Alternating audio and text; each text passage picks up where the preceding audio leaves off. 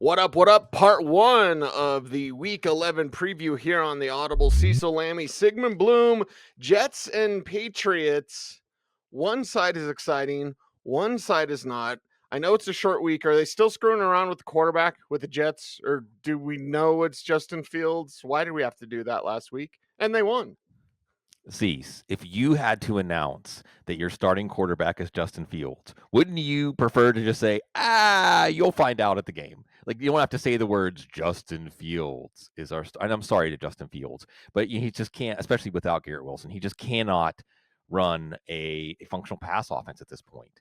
So you're going with Brees Hall, and you're hoping, hey, Cleveland's run defense is tough. New England's run defense is tough, although Tampa had some success running the ball against them last week. You're going to play Brees Hall because of the upside, because of his ability to break big plays. And then we'll see. You're playing the New England defense because you expect New England to be able to put up some points. They're not facing Dylan Gabriel this week. And see, like you said, one side's not exciting, and that side beat the Browns last week. What does that mean for Browns fans? I don't know, but I know it's really exciting to be a Patriots fan again. Yeah, really excited to be a Patriots fan because of that quarterback. And now with more Travion Henderson, and we'd seen it for 3 weeks without Ramondre Stevenson. Like they kept trying. And then the big breakout last week, fantasy GMs everywhere excited to go with Travion this week. Yeah, and Stevenson returns to practice this week, limited fashion. I don't think you're going to get him back there on a short week with turf toe. Maybe he wants to get back in to keep Henderson from taking his job. Bob Harris on the couch this week, coming out later on Wednesday evenings for you good people, said 80% likelihood that Henderson takes over. That's good enough for me. Keishon Boutte was back at practice. Now he might play. We saw Mac Hollins and Kyle Williams step up last week, but with Boutte back, it becomes more difficult to predict this pass offense. I guess Stephon Diggs is the one guy who caught that big fourth down touchdown, toe tap, professional touchdown. You can't even trust Hunter Henry. He's splitting with Austin Hooper. We may see Dearness Johnson play, but it is Drake May to his various talented receivers and a chance for everybody. If you haven't got to see, we haven't had New England in prime time. So maybe once, I don't know, but this hopefully will be a Drake May showcase game against the Jets defense that traded away their two best players. And I know you mentioned the talented receivers, which is fine. We definitely have some players we appreciate on that team. I think it's May making them better. Yeah. It's them working in concert. Right. But it's certainly May is elevating the team around him. And they're going to trade for A.J. Brown in the offseason. Washington and Miami. How early is this one? God forbid. Stop taking away my Sunday mornings. I don't want to get up that early. You kidding me? Saturday night, I want some Maui Wowie. I want, a movie or something like that. And then I want to sleep in. Stupid international games. Sorry to our international fans, but I need my sleep, Bloom. I'm cranky. I apologize. I'm cranky because I have Jaden Daniels on my main fantasy team. And of course, he's not going to play. Yeah, cranky because you're asking us to get up early for Washington against Miami. I mean, it was once a terrific Super Bowl with John Riggins, everybody. But Yes. It's good for the fans in Spain. Marcus Mariota. I mean, without garbage time, now maybe Miami plays another strong game on both sides of the ball like they did last week against Buffalo. But that's difficult to predict in any given week for Miami. So Marcus Mariota is a low-end quarterback to super flex. Chris Rodriguez sounds like is going to play and play a big role. So you thought, oh, Miami, maybe there's a matchup here. Well, I mean, I guess it's Rodriguez, probably not Corey Krosky-Merritt. Again, Deebo Samuel, Zach Ertz, but those were garbage time numbers. If this stays a low scoring, close to the best game, I don't think we can expect much from the Washington offense. We might be able to expect much, at least from the best players in the Miami offense. See, coming off of honestly one of the most impressive wins. There's been some peaks in the Mike McDaniel Tua Tagovailoa era. This one is as high as any of them last week. Yeah, and definitely how are they feeling? International audience. It'll be interesting to see how they react and interesting to see how many fantasy GMs out there actually trust them. Right. Well, you got to trust Achane and Waddle, obviously. And really, there's not anyone else to trust. But we'll watch if Jalen Wright is overtaken Ollie Gordon, or if it was just more that Gordon wasn't 100%. Malik Washington. Washington's defense is really bad. So if you have to dig deep, at least Greg Dulcich is back, Cease. Greg Dulcich. You know, who has better hair, you or Greg Dulcich? I think Greg Yeah, has better he's got hair, the and I rarely curl. say that. He's Yes. got the curls. So, want to curl for a touchdown. I don't know. So, yeah, that's the best I can do with this game. Hopefully, there's some better games coming up later on when we're more awake. Yeah, we're more awake for Carolina and Atlanta, and certainly awake on the Carolina side, hell, on the Atlanta side as well. But let's talk about this matchup. Panthers side first. We've kind of figured out the Rico Dowdle situation, Right. Tedrow McMillan, etc. All right, what can they do on the road against the Falcons? This is a rematch. A lot of rematches. This is kind of like a mini week 18 with the number of divisional games this A little week. bit, yeah. And this one was a shocker because Atlanta, when these two teams played, Atlanta had just flustered JJ McCarthy. And Carolina, they did almost come back in garbage time against Arizona, but they looked like one of the worst teams in the league. It was a 30-0 win for Carolina that nobody saw coming. And in that game, Rico Dowdle scored a touchdown, but it was still the Chuba Hubbard backfield. Now it's the Rico Dowdle offense. And remember, he scored last week only because of an interception that was taken off the board by a roughing the passer penalty. Yeah. And Atlanta's pass rush has 13 sacks in the last 2 weeks, 6 and 7 against two good quarterbacks and offenses, New England and Indianapolis. So Bryce Young, who's looking feeble, sees, and I feel bad saying this. Sometimes you watch Bryce Young and you're like, how was this guy the number 1 overall pick? I mean, it's not even that he's not elevating the offense, like you said about Drake May. It's like the offense has to move in spite of his limitations. What can you count on? Tedrow McMillan, but the ceiling's low because McMillan will have a lapse or two a game. Bryce Young will have a play or two a game that he can't make. And you're stuck in low ceiling wide receiver 3 flex land. And maybe it's Atlanta's defense that you're looking for here because Atlanta's defense is starting to come into form and hopefully can take some pressure off of Michael Penix, who played probably his worst game as a quarterback in the first matchup between these two teams. Yeah, we'll see how it Penix has got for round 2 in this matchup, and hopefully that includes a lot of Bijan Robinson. And Right. last week, I'm just kind of stuck on that Jonathan Taylor, Bijan Robinson after the game. And Jonathan Taylor, who, yeah, you could start thinking gold jacket. He goes to Bijan's like, you're next. Mm-hmm. You're next. You're that guy. You're him. Yeah, Bijan, Drake London, maybe a dash of Kyle Pitts. What do you Right. expect from the Falcons on Sunday? Yeah, you would hope that this is a game that they can get 40 plus touches for their running backs and just control this game, where you see the actual blueprint they have of defense and the running game. Now, we have some variables here because last week, as soon as they got in the red zone, Tyler Algier would come out and he busted off some good runs and finished both drives with touchdowns. Why would you change that? Bijan Robinson was deployed more as a wide receiver, except he didn't get an uptick in targets. Well, maybe that could change. Certainly, this could be one of those situations where if Bijan Robinson is that good, fantasy players are saying, can you get him the ball more in the red zone in the passing game? How he was putting up those big numbers early in the season. But Tyler Algier, because of the likelihood of Atlanta controlling this game, when Atlanta has won, it's only been 3 times. The Rams are saying, yes, only 3 wins. We have the first round pick. Algier's been a good play, and you would expect them to win in this one. Penix to London, you're seeing Michael Penix understand. He doesn't need to be open. Doesn't matter what the coverage is. And he actually caught a couple of balls on Sauce Gardner last week, including a 2-point conversion where he just straight up beat him. But Yep. Atlanta was also getting him matched up against linebackers and doing some things. So we're feeling a lot better about Drake London's ceiling games. Hopefully some of the targets that went to Darnell Mooney, which were drops last week, can go to Bijan Robinson or Kyle Pitts. Remember, Kyle Pitts only caught 2 balls last week, but there were 2 balls that could have been big plays. One he dropped, one Penix missed. If we can get one of those 2 this week, maybe there's something. I'm not saying to play Kyle Pitts. We'll see if that connection can get going. We'll see if Atlanta can start to get out of the top 10 again, because the last thing we need is the Rams with the top 10 pick. The last first round pick they used was Jared Verse. We don't need them getting more players like Jared Verse. And the Rams could win the Super Bowl and then go win it again back to back. Buccaneers and the Buffalo Bills. Well, is it better that these teams are coming off losses, or would it have been better if they'd come off wins, right? Because we're excited about both of these teams and Baker the Baby Maker, and of course with Tampa Bay Bloom. you have to watch the injury report because everyone seems to be banged up all the time, and you feel bad for Baker. Emeka Egbuka, you throw in maybe only 2 teams on bye, so you probably don't need Kate Otten, but you may need Baker in this battle against Josh Allen.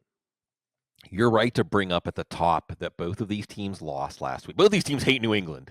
They just hate, both of these teams are like, if it wasn't for the Patriots.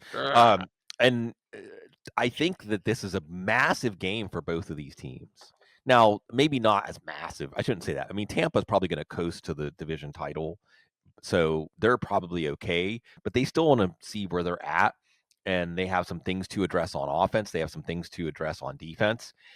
So on offense, now what we saw last week was Baker Mayfield. I think he's over his oblique injury, so he's throwing the ball much more accurately than we saw going into the bye. I don't know if his knee is better because he's not scrambling and running, so there's a little less upside to him. He's still a solid floor quarterback one to consider. There might be somebody with a higher ceiling to weigh him against, like Dak Prescott. No, I'm not talking about my own team. Yes, I am. You're going to have a split.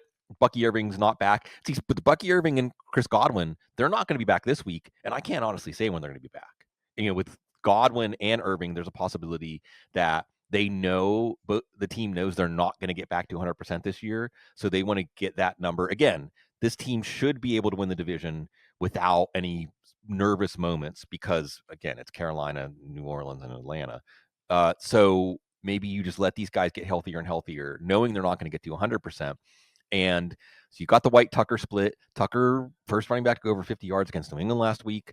So I'm not saying you're going to play White or Tucker in this one.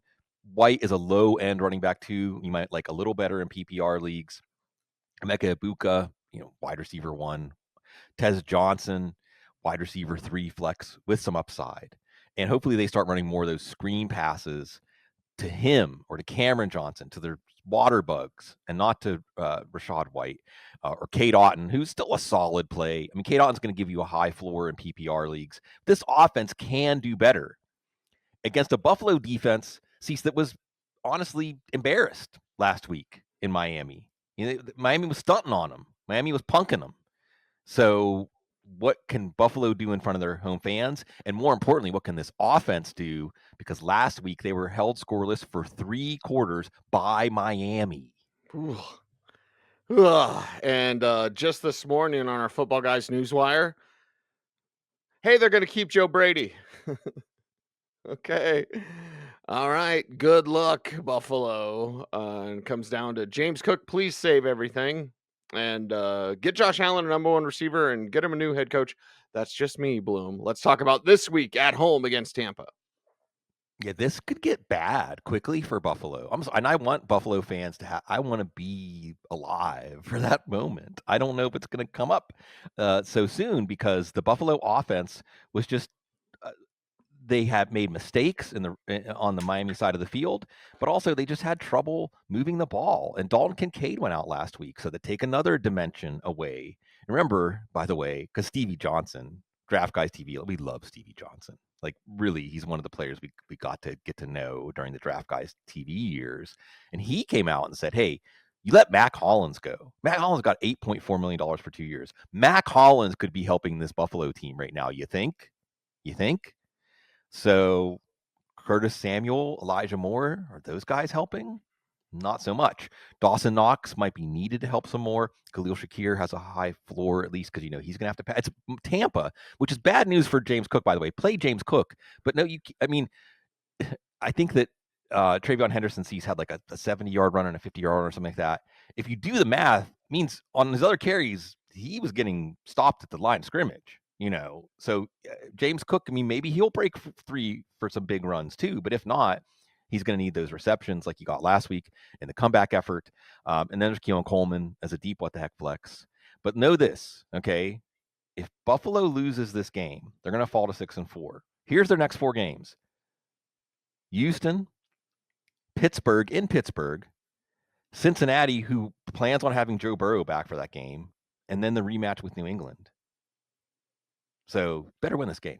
Yeah. You better get it if you're Buffalo. You better get footballguys.com if you play fantasy football. It's 4 games down, 4 games to go in part 1 of the week 11 preview here on the Audible. Cecil, Lammey, Sigmund Bloom celebrating 20 years of the Audible, and we appreciate you all for that. And we thank you much for listening, however you take in the show. 4 more games to go today, so let's get to it. And let's get to Houston and Tennessee here, Bloom. And, well, we know the backfield has changed for the Texans. That's fine. We know the receivers are getting healthy. That's awesome. It's on the road against Tennessee. Could be a robust day for your Texans. The Texans should have the exhilaration of somebody who had a near-death experience. They were going to get swept by Jacksonville. They were going to fall to 3-6 last week without C.J. Stroud, and then enter stage left Davis Mills, the savior. And so what that gives you is confidence that even if Stroud's not cleared from concussion protocol this week, Mills can make this offense very viable against a Tennessee team that Houston beat 26-0 in the first game with 2 passing touchdowns. So yes, Nico Collins is coming on. Jaden Higgins' role is expanding. He's a what the heck flex this week. Let's see if he starts to really separate from Xavier Hutchinson. Dalton Schultz has been solid week in, week out. He's a solid tight end 1 this week. And then Woody Marks. First time these two teams met, Woody Marks had over 100 total yards, 2 touchdowns. It was the breakout game. We thought he's going to take over the backfield. Delayed gratification last week, he finally took over the backfield. The Texans finally committed him. They could change their minds, but I think that he's a safe running back 2 this week because of the likelihood of a good game script against a Tennessee team that's coming out of the bye season, just trying to figure out how to do something to be proud of when you're not facing the Arizona Cardinals. Yeah, when you're not facing them. And when you're facing Tennessee, or when you are Tennessee, hey, Yeah. we wait. We just wait. And Cam Ward, you see Cam Ward, the makings are there of a quarterback that can start to build on what he has. What did Uncle Mike teach him during the bye? Story time with Uncle Mike. Let me tell you about the old days in the NFL and some things you can learn from it. So we'll see. Houston's defense is so tough. So you have a running back by committee with Pollard and Spears. We'll watch to see what the split is and how they're deployed to have some sense of how to use these running backs if we can. You've got the rookies, the 4th round. You're rebuilding your team. Well, let's start and see who we have between Kimray DK, Alec Aomanor, Gunnar Helm. These are all 4th round picks. Guys, for dynasty leagues, that's the best I can do, Cease. We're evaluating players for dynasty leagues, which hopefully that means that Calvin Ridley, if he is back, we're going to see coming out of the bye. Don't let him have too many snaps. This team isn't going anywhere. On track to get the number 1 pick for the 2nd year in a row. I know they're not going to take a quarterback. I wonder what they'll do. And I wonder if they'll figure out a way to maybe win another game and mess that up. Yeah. And Bloom, we're always evaluating for dynasty leagues. Yeah. Always evaluating Chicago and Minnesota. This one's going to be a fun one. Some excitement in part 1 of the week 11 preview. Bears side first, and a little bit more of Monangai. Could we see that against the Vikings? Maybe the Vikings force them to, because the Vikings may force the Bears to score more points. So yeah. Chicago, we kind of know when Swift is out there what that's going to look like. And, well, we know Caleb Williams is coming around. He is. Another rematch here. And of course, this was a very compelling game in week 1, ending week 1. We saw the Bears basically control the game, and then J.J. McCarthy pulled a rabbit out of a hat to win this one. Caleb Williams in that game had over 50 yards as a scrambler plus a touchdown. He threw a touchdown to Roma Dunze, and so he's a viable play this week. However, know that since Andrew Van Ginkel's been back, Minnesota's defense is not such an easy out. So if McCarthy can play well, and then they can put Caleb Williams behind the 8 ball, we could see. But if Chicago plays well, then you're going to see a lot of DeAndre Swift. He's back as the lead back. He's back as running back 2. Now, Minnesota did hold him in check in that first game. I think he had like 60, 70 total yards. Didn't do very much in that first game. You're still going to play him. Kyle Monangai, it depends on if Chicago can get control of this game. It depends maybe on if Chicago finds some cracks on the interior of Minnesota's defense, because that's where they're going to use Monangai. But he's just a what-the-heck flex, and really a deep what-the-heck flex, more like a backup this week with Swift doing well. We're going to watch DJ Moore and his shoulder injury. Roma Dunze, again, he's 6 balls, 37 yards, and a touchdown in the first matchup. He should be safely back in your lineup. Depending on Moore's status, we could see more Luther Burden Not saying to put him in your lineup. Maybe in deep leagues, pick him up as a speculative pickup. We know the kind of impact he can have, although we've already seen him have that impact, and the Bears say we're still going to keep him in a small role. And then Colston Loveland. And I guess that's the other question, Cease, is, those were the first 2 picks of the Ben Johnson era. So is that something as we go further into the season, the picture becomes more realized of what Ben Johnson was thinking when he took those 2 players? If Moore's out, that could be the door opening to more for those players. The team is 6-3, so this is a big game, and the Vikings and JJ McCarthy, they're not dead. They're 4-5, and this could be a great statement if they beat the Lions on the road. They can beat the Bears at home. Then they're in play in this division. Yeah, 4-5 equals 9, which Yeah. of course is JJ McCarthy's alter ego. Don't you have to be good to have an alter ego? Like you can get there eventually, kid, but right now don't worry about 9, worry about W. And this one at home, we know that JJ is going to throw to Justin. What about Jalen Naylor? It's so hot right now. Right. And what about that backfield? We had a lot of questions about that on the waiver show as well. Yeah, there's a lot of ins and outs here because in the first game, what we saw was Jordan Mason got on track in the second half and really helped regulate this offense. So did they come out looking to do that? Because last week, Aaron Jones was the clear lead back against Baltimore. Aaron Jones should be in your lineup. Jordan Mason, what the heck flex if you think they can reproduce that? In the first game also, you didn't see much. Now, there was no Jordan Addison. Justin Jefferson, I think, caught like the same as last week, a very meager stat line. Jalen Naylor is the guy that has this connection, and I've chronicled this a couple of places. I'll do it again in case you missed the shows where I did it. In that first game, it was a 28-yard pass to Naylor right before halftime, created a field goal, and settled McCarthy down. McCarthy had to play where O'Connell called his number for the game-clinching play against the Lions, which could have been costly if McCarthy didn't convert. He did by throwing to Jalen Naylor. And then last week it was 5 out of 6 targets, caught 124 yards on a touchdown. I'm not saying Naylor's a better play than Addison or Jefferson, but Naylor's certainly what the heck flex, and he's free on the waiver wire. So I think people just don't believe this, but sometimes there's just a connection in chemistry.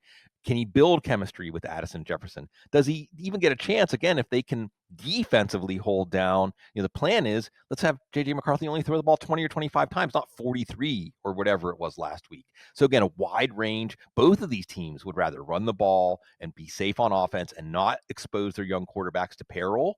But as we see, you have your plan, but you go in and you got to adjust to reality. What was Green Bay's plan in week 10? Do they have a better plan in week 11? That's my only question. I have so many questions about the Packers. That's the only question I'll lead you with, Bloom. It's Packers Giants up next, and Pack, you better have a better plan.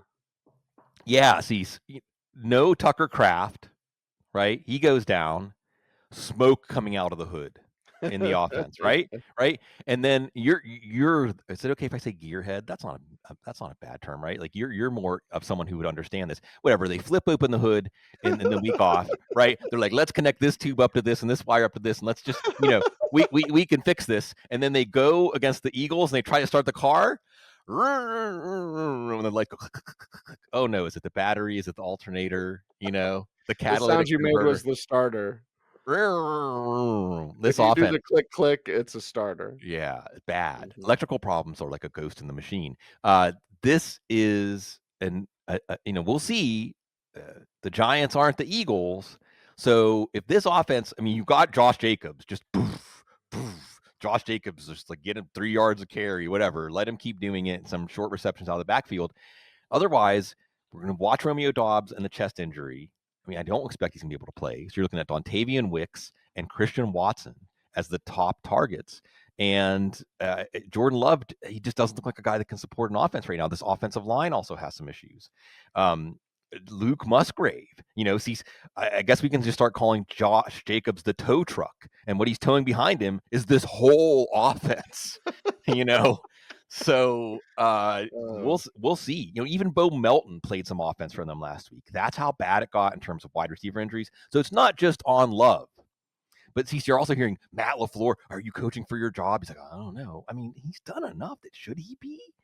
New England. Green Bay is not the kind of organization that makes these rash emotional decisions. But I guess there was a lot of expectations. And I'll tell you what has raised expectations this week, Cease.